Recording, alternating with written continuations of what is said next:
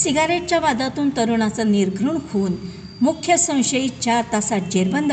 संजयनगर पोलिसांची धडाकेबाज कारवाई, दुसरा आरोपी फरार. सिगारेट ओढण्याच्या जुन्या वादातून राजीवनगर परिसरातील 22 वर्षीय तरुणाचा चाकू आणि कोयत्यानं वार करून निर्घृण खून करण्यात आल्याची धक्कादायक घटना संजयनगर येथे घडली.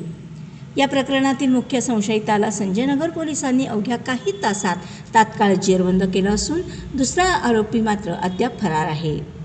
पोलिसांनी दिलेल्या माहितीनुसार सौरभ महादेव पवार वय 22 राहणार राजीवनगर सांगली याचा सोमवारी तारीख 30 सायंकाळी 6 ते 6:10 या दरम्यान राजीवनगर कॉर्नरजवळ खून करण्यात आला.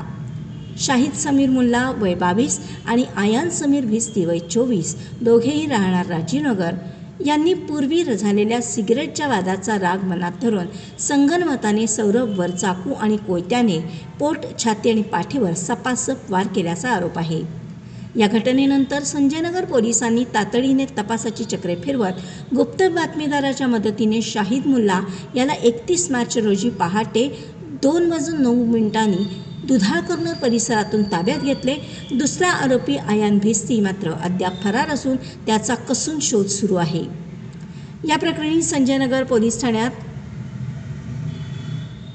गुन्हा रजिस्टर नंबर 113/2026 नुसार भारतीय न्याय संहिता कलम 103(1), 3(5), शस्त्र अधिनियम 4(25) आणि महाराष्ट्र पोलीस अधिनियम 37(1), 3, 135 अंतर्गत गुन्हा दाखल करण्यात आला आहे.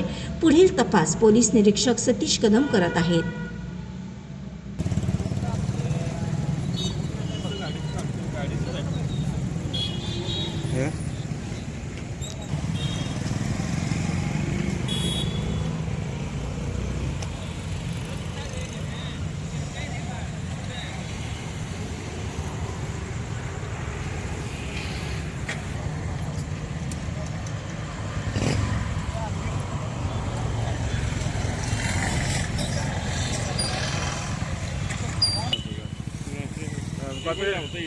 कॉपीराइट पडते ते काय घेऊन करणार, हे असंच लावायला लागणार ना.